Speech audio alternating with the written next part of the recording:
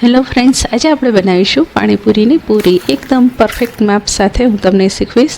તો આમાં જે માપ મેં ઉપર લખ્યું છે, સ્ક્રીન પર આવે છે, એ માપ પ્રમાણે તમે બનાવશો તો તમારી પાણીપુરીની પૂરી એકદમ પરફેક્ટ બનશે. તો એના માટે આપણે એક બાઉલ લઈ લઈશું અને એમાં આપણે રવો અને મેંદો બેઉ એડ કરી દઈશું. તો આમાં જે માપ લખ્યું છે એ પ્રમાણે તમારે લઈને આવી રીતના બેઉ મિક્સ કરી દેવાનું અને હાથથી બંને લોટને આપણે મિક્સ કરી લેશું. પછી પાણી આપણે એક બાઉલમાં લેશું અને ગેસ પર મૂકી દઈશું. જ્યાં સુધી પાણી આપણું ઉકળે નહીં ત્યાં સુધી આપણે ગેસ પર રહેવા દેશું. પાણી આપણું ઉકળી ગયું છે. હવે ગેસની ફ્લેમને બંધ કરી દઈશું અને તરત જ પાણી આપણે લોટમાં ગરમ જ એડ કરી દેવાનું. બીજું વધારે કોઈ પણ પાણી એડ કરવાનું નહીં અને હાથ નહીં અડાડવાનો.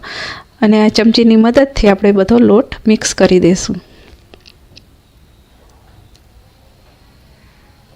પાણીમાં થોડો લોટ મિક્સ થશે એટલે થોડુંક ઠંડુ થઈ જશે, એટલે આપણે ચમચી લૂછીને પછી તરત જ લોટ બાંધી લેશું.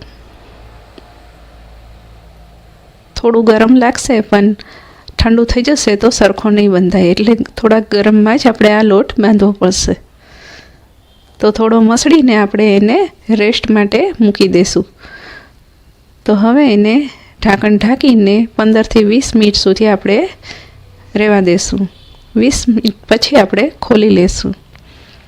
તો લોટ આપણો એકદમ સોફ્ટ થઈ ગયો છે. તેને થોડો આપણે ચીકવી લઈશું અને હવે આપણે લાંબા આપણે મૂઠિયા જેવા લુવા કરી દઈશું.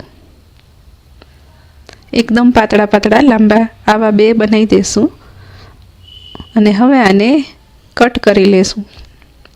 નાની પૂરી થાય એવા ગુંડલા વડે એવા આપણે ચપ્પાની મદદથી કટ કરી લેશું.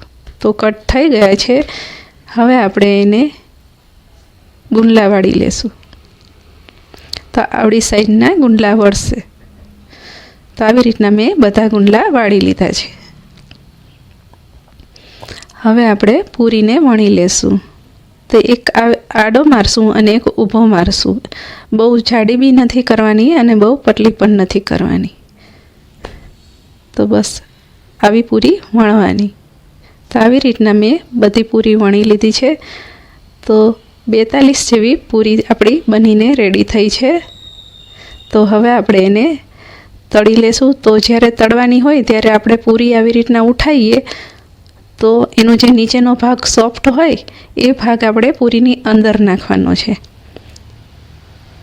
એ સોફ્ટ ભાગ હોય આપણે આવી રીતના પૂરીમાં અંદર નાખવાનો છે અને જે ઉપરનો ભાગ હોય એ આપણે ઉપર રાખશું. તો તેલ આપણે આવી ગયું છે અને આ નીચેનો ભાગ રહ્યો એ આપણે ઉપર રાખશું. નીચે રાખશું અને ઉપરનો ભાગ ઉપર રાખશું. તો તમે જોઈ શકો છો કે સરસ મજાની નાખતાની વેત જ એકદમ ફૂલીને દડા જેવી આપણી પૂરી થઈ છે. આ મેં ટેસ્ટિંગ માટે નાખી હતી પણ એકદમ સરસ ફૂલાઈને દડા જેવી થઈ છે. હવે આપણે આવી રીતના બધી પૂરી તળી લેશું.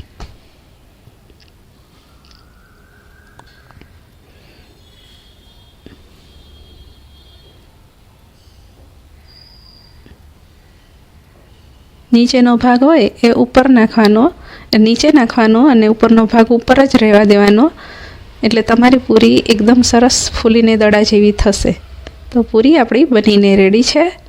જો તમને મારા વિડીયો પસંદ આવતા હોય તો વિડીયોને લાઇક અને ચેનલને સબસ્ક્રાઈબ કરી દેજો અને બેલ આઇકનને દબાવજો જેથી બધા નવા વિડીયોની નોટિફિકેશન આવે.